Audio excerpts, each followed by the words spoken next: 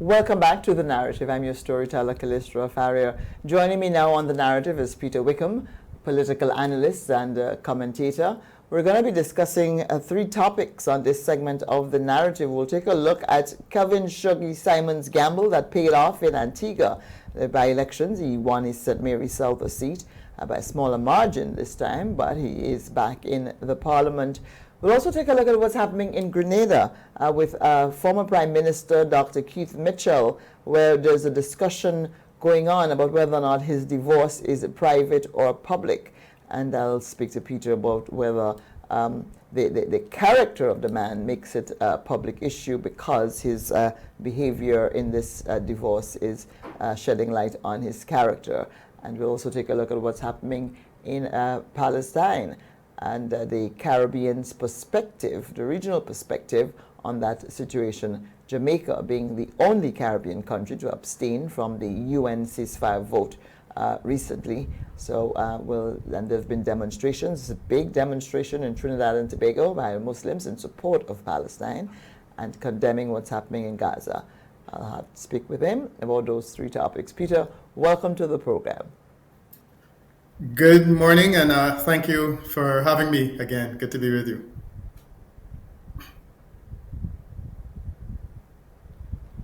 Okay, so I'm not hearing him. After all of that, good morning and welcome. Good morning. It's good to be with you. Peter? Again.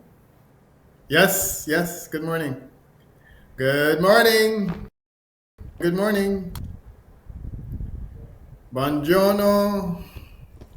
Buongiorno.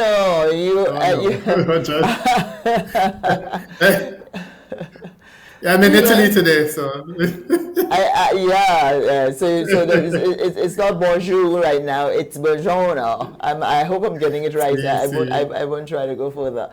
So welcome to the narrative once again, and quite a few things happening. So we'll take a look at. Let's start with Antigua and the St. Mary South by-election that happened a few days ago. That we talked about that in the lead up to it, about what we expected might happen, what the whole thing meant.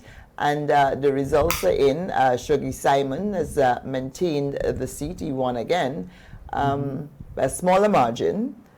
What does the results tell us based on what we were thinking before the election?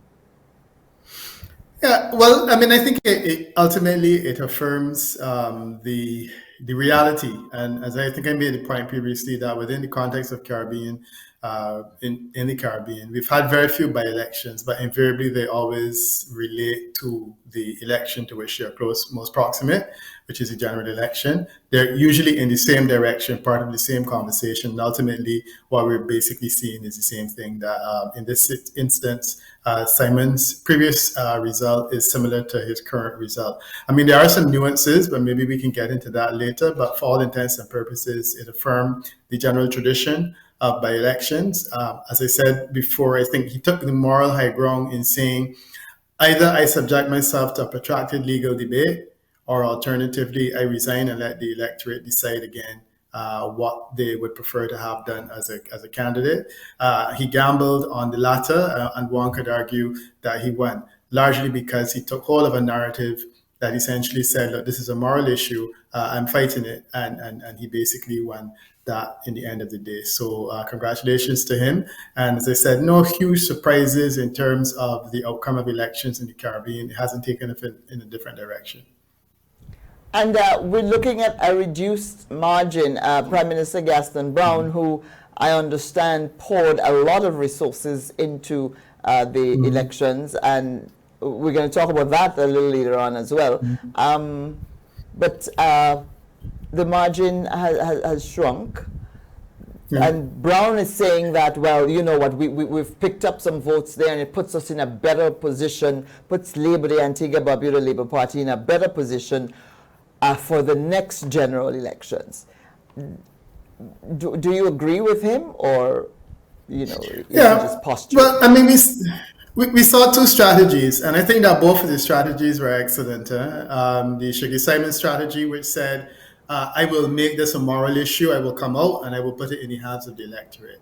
That was a good strategy in my view. The counter strategy was that the Antigua Barbuda Labour Party said, instead of letting you beat the same candidate twice, we're going to change candidates and we're going to start a new conversation. They, of course, did what governments would do in the context of a by-election, in that they would pour resources. And I think that the outcome was also one that was favorable to them. Me, quite frankly, I think that both sides got a result that they could walk away with and be satisfied. My feeling is that going in, the Antigua Barbuda Labour Party, despite the bravado, understood that it would be a very tough hill to climb. The fact that they were able to say, we've changed the candidate, gave them the advantage to also change the conversation and change the narrative coming out of a defeat. And in this instance, it's less about a defeat and more about the fact that we have put a more favorable candidate in the Huskins, and we've come away with a result that shows that that candidate has made some progress. And hopefully, if he continues at that rate, he'll be in a better position to claim the seat when it comes up for re-election in 4 years' time. And I think that that is basically their argument. So this is one of those elections in which there was a clear victor. And, we say congrats to him. But at the same time, I don't think the Antigua Barbuda Labour Party did badly. And they can claim a victory in a sense in terms of closing the margin, in terms of replacing the candidate and being able to feel in a very short space of time a better candidate. It wasn't by much, though, Peter. Well, for me, the significant thing was the swing. And the previous election saw a significant deterioration, a significant negative swing in terms of the fortunes of the ABLP in that seat. My sense is that this result has essentially, one could say, stemmed the tide of deterioration. My feeling is that if you had another election in which the swing further deteriorated, it would have been something negative. The fact that you have not only increased your support, but essentially you've demonstrated that the swing against the ABLP has been mitigated. That to me is an important victory. One could say it's a technical argument, but there was a significant mitigation. He did better than the alternative candidate by about 2 percentage points. He flipped a couple of boxes, and I think that that is also significant. So I think that there's some wins in there for the ABLP too that are not as insignificant as one may think. Finer points, the nuances of this by-election. Yeah. I'm sorry, I missed the first part of the question about the finer points. So what are some of the finer points of this by-election that you talked about, some of it not being insignificant, and you mentioned the nuances earlier on in the interview. What are some of those? Well, okay, let's just start with, as I said, there were a couple of boxes that were flipped. And it's clear that the candidate this time around, Dwayne George, did far better than he did better than the previous candidate. The fact that you have a candidate in there that has been able to not only, to stem the tide, to mitigate the negative swing that was starting in the last election, means that at a broader level, the Antigua Barbuda Labour Party has at least started to understand the challenges that it faces going forward. And one could argue that in terms of candidacy, it's done as much as it can do to help to mitigate that negative swing. So I think that is significant. The concern I had was the narrative. And I feel that one of the victories of the Antigua, the UPP, was that the UPP was able to present a narrative that said that it is Chuggy Simon versus the Prime Minister. And that coming out of this, you have a David and Goliath situation where this guy has been able, on the first time MP, has been able to beat a Prime Minister because it wasn't Simon versus George. It was Simon versus Gaston. And I think that was an unfortunate narrative which the UPP was able to peddle with great success. And to some extent, one could argue that the ABLP played into that narrative by allowing it to be billed as essentially an election in which the Prime Minister was fighting against him. And I made the point election night, there are a number of people. If you heard the response of the UPP supporters, one would believe that they would wake up tomorrow in control of the government. And I don't think that people fully understand, and that the ABLP didn't carry the message that, look, regardless of what happens in this election, we're still in government, and we will be in government for 4 years.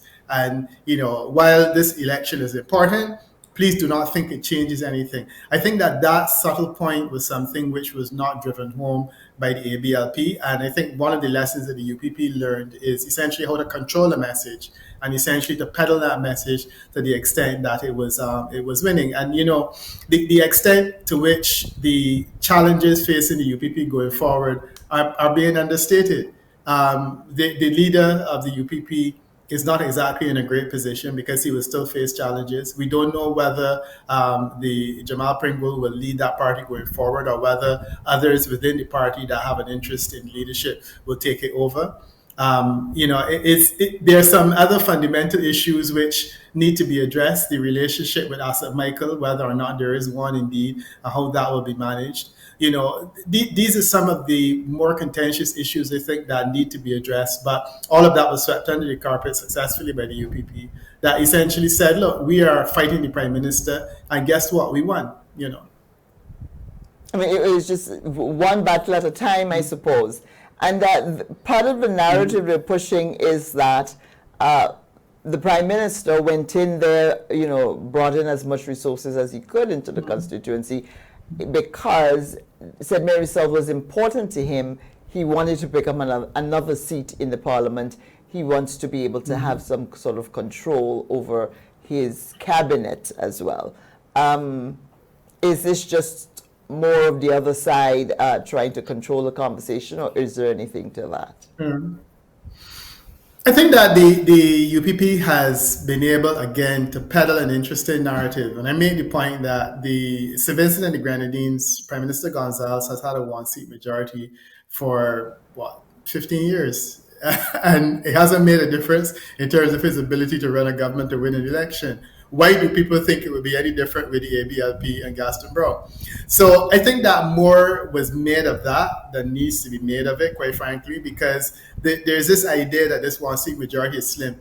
Within the context of the way that the Westminster system works in the Antigua and Barbuda, it worked in St. Kitts and Nevis, it worked in St. Vincent and the Grenadines. In all of these instances, you have a one-seat majority. But the way the system works is that it rewards the government so comfortably with that one-seat majority. There's very, very little you can do. So Denzel Douglas fought this battle successfully with one seat for I believe it was 10 years, and was able to hold on, even in a situation where he lost support, and he was still able to hold on to the government and run into another election. So I am not convinced that this idea of weakness is what it is presented to be.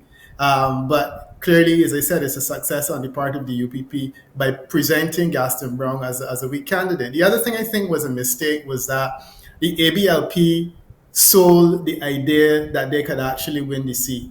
And I think that their narrative going forward in terms of the expectations, they did not manage expectations well. My sense is that coming out of the last election, they lost that seat. They lost it with reasonably good reason to believe that people had shifted their loyalties. Historically, it has always been a UPP seat, even though it wasn't held by one of the stronger UPP candidates, but it was a UPP seat for more of the time than it was an ABLP seat in an environment where the UPP seats are few and far between. This was one of them. So there were good reasons to feel that it was not winnable.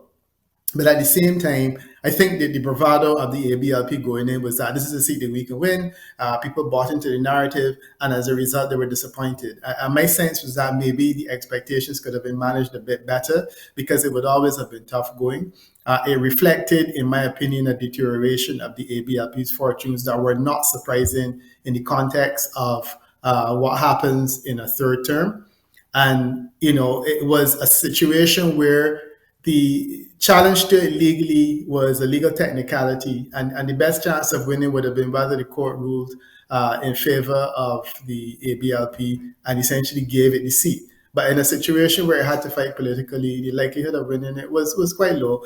And perhaps that was not something that the ABLP sold well, but one could argue that the ABLP is not good at selling defeat to itself, because it hasn't really suffered defeat a lot in its history. This is The Narrative. I'm on with Peter Wickham, and we're discussing right now the situation in Grenada involving opposition leader Keith Mitchell, and the discussion is about what's private and what's public for politicians.